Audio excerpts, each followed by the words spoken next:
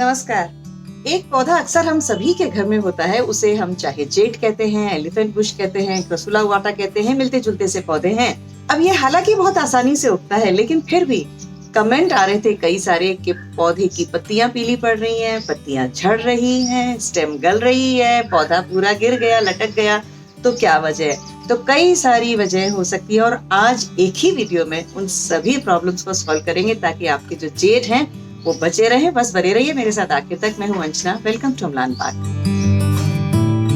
Basically jade एक ऐसा पौधा है जिसकी की पत्तियों में बहुत सारा पानी होता है और इसीलिए ज्यादातर प्रॉब्लम्स जो होती है वाटर रिलेटेड होती है। पानी कम दिया, ज्यादा दिया। तो जैसे ही अभी मानसून आया है, मौसम बदला है, हम अपनी पुरानी आदत के हिसाब से उसमें पानी डाल रहे हैं, लेकिन ज्यादातर पौधे इस वक्त मानसून के वक्त ओवर वाटरिंग की वजह से मर रहे हैं। हवा में बहुत ह्यूमिडिटी है और उसके बाद हमने अपनी पुरानी आदत के हिसाब से खूब सारा पानी जो भी हम देते थे रेगुलर हैबिट में जो हमारे था, हम उतना पानी देते आ रहे हैं और ये इस पौधे को पसंद नहीं है। अगर पानी ज्यादा है तो आप पहचानेंगे कैसे? धीरे धीरे ये पत्तियां खुद ही ज्यादा पानी और गलने की वजह से गिरने लगती है। ऐसे में ये होगा कि आप थोड़ा सा भी हाथ लगाएंगे तो पत्तियां टपक जाएंगी नीचे।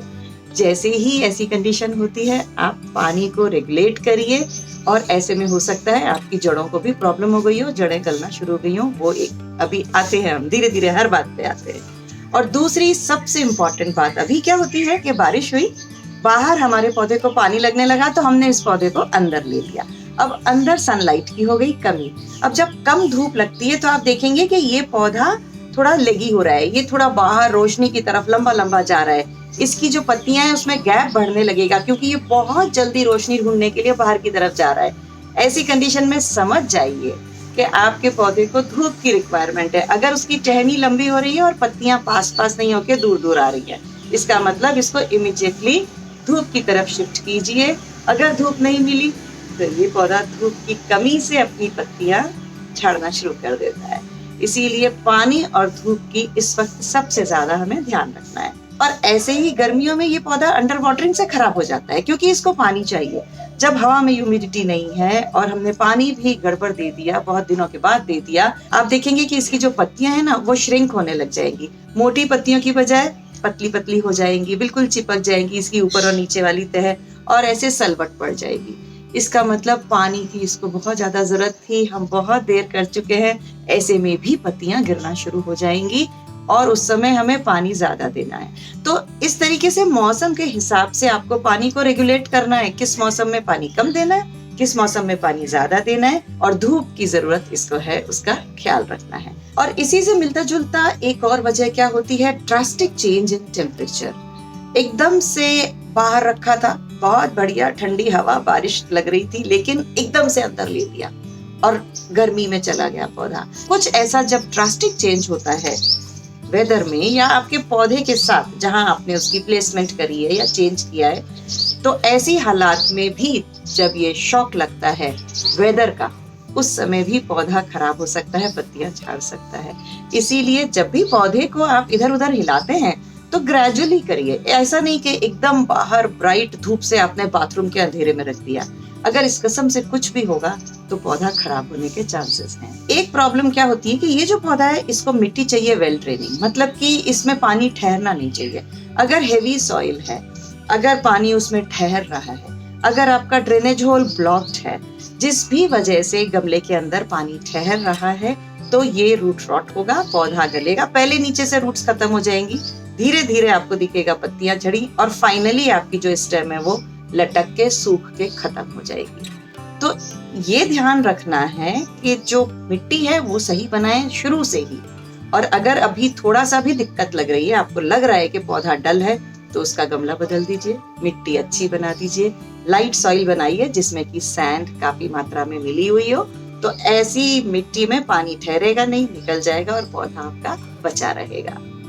अब एक और चीज होती है कि लालच में हम क्या करते हैं, ओवर फर्टिलाइज करते हैं। यानी कि हर 15-20 दिन में कुछ कुछ उसको डालते रहे, हर महीने उसको खाद डालते रहे, किसी से सुना ये डाल दो वो डाल दो, हम सब डालते रहे। ओवर फर्टिलाइजेशन इसको कतई पसंद नहीं है। इसको आप 4-4 महीने में एक बार थोड़ी-थोड़ी खाद दे दीजिए, नहीं भी देंगे साल में 2 बार देंगे। ये पौधा बहुत लीस्ट मेंटेनेंस वाला पौधा है। इसकी जितनी ज़्यादा केयर करेंगे ना, ये उतना खराब होता जाएगा। ओवर फर्टिलाइजेशन की ही वजह होती है कि आपकी पत्तियों में दाग धब्बे दिखाई देते हैं, या ये यूरिया, डीएपी ये तो कतई ना डालिए। ये चीज़ें डालते ही ये पौधा खराब होगा, इसीलिए कुछ खाद की कमी कर दीजिए तो पौधा ठीक रहेगा। कई शहरों में एक प्रॉब्लम आती है जहाँ हार्ड वाटर होता है, सॉल्ट ज्यादा होता है पानी में। तो ये सॉल्ट जब पौधे के साथ पत्तियों में जाता है तो क्या होता है, पानी तो एवेपोरेट हो जाता है लेकिन सॉल्ट डिपॉजिट रह जाता है पत्तियों के अंदर, और वही आपके पत्तियों में काले काले धब्बों के फॉर्म में नजर आता है। तो जहाँ भी हार्ड वाटर है उसमें थोड़ा कोशिश कीजिए आप अपने पानी को ठीक करने की, या आरओ वाटर देने की, या बार बार रिपोर्ट करने की। हार्ड वाटर एक मेजर प्रॉब्लम जेड के लिए हो सकता है अगर आपको धब्बे दिखाई दे रहे हैं पत्तियों में। ऐसे ही इंसेक्ट अटैक होता है। ये जो चेंजिंग वेदर है, अभी मानसून आया है, अभी मिलीबग्स अटैक करते हैं इस पे।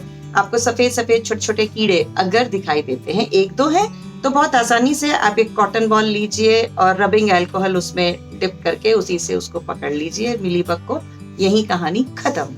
लेकिन अगर ये बढ़ जाते हैं तो आपको सोप सॉल्यूशन का स्प्रे कर लीजिए, विनेगर का स्प्रे कीजिए। ये सब थोड़े तरीके अपनाएंगे तो मिलीबग से छुटकारा मिलेगा। मिलीबग क्या होता है, आपकी स्टेम पे ये चिपका, उसके बाद ये अंदर का रस पीता रहता है और अंदर का जो वाटर कंटेंट है वो कम हो जाता है। तो प्लांट उसी सिचुएशन में पहुंच गया कि ना तो उसको न्यूट्रिशन मिल रहा है और न ही उसको पानी मिल रहा है। अब ऐसी स्थिति में आप ही बताइए पौधा कैसे जिंदा रहेगा। और इस वक्त अगर आपका पौधा खुली बारिश में पड़ा हुआ है पूरा दिन और धूप बिल्कुल नहीं आ रही है तो मान के चलिए पौधा खत्म हो जाएगा। इसीलिए किसी भी शेल्टर के नीचे अपने पौधे को रखिए ताकि बहुत सारा बारिश का पानी ना पड़े। पानी कम देंगे क्योंकि इस वक्त ह्यूमिडिटी बहुत ज्यादा है माहौल में, तो वहां से भी पत्तियां अपना पानी की रिक्वायरमेंट पूरी कर लेती हैं। इसीलिए एक्सेस वाटरिंग मत कीजिए। अगर ये सब टिप्स अपनाते रहेंगे तो कतई जेड आपका साथ नहीं छोड़ेगा। ये देखिए कितने पुराने पुराने जेड मेरे साथ बहुत आसानी से रह रहे हैं क्योंकि ये शेल्टर के नीचे हैं, ह्यूमिडिटी मिल रही है, ये वेस्ट फेसिंग जगह है, यहाँ खूब धूप आती है, तो धूप भी है, पानी कम है, तो इसकी जो पत्तियां हैं ये बहुत पास पास गुथी गुथी बहुत अच्छी तरीके से आती हैं और बहुत आसानी से चलता रहता है। तो सही जगह रखिए, सही पानी दीजिए, सही तरीके से उसको ट्रीट करेंगे। आई होप ये वीडियो आपको बहुत काम आएगा, और अगर इतना काम आ रहा है तो लाइक करने के अलावा इसको शेयर बहुत करिए। इस वक्त स्पेशली जेड के साथ, जो कि इतना आसानी से उगने वाला पौधा है, किसी को दिक्कत नहीं आनी चाहिए। जितना शेयर करेंगे उतने लोगों के पास पहुंचेगा। और कमेंट करके बताइए कि आपने इनमें से क्या प्रॉब्लम फेस की, कैसे सॉल्व की, और साथ ही अमलान बाग को सब्सक्राइब करते हुए बेल आइकन दबाना मत भूलिएगा। कोई कोर्सेज करने होते हैं तो वीडियो के डिस्क्रिप्शन में लर्न विद अमलान का फॉर्म होता है, आप क्लासेस ले सकते हैं, वर्कशॉप्स कर सकते हैं। नमस्कार।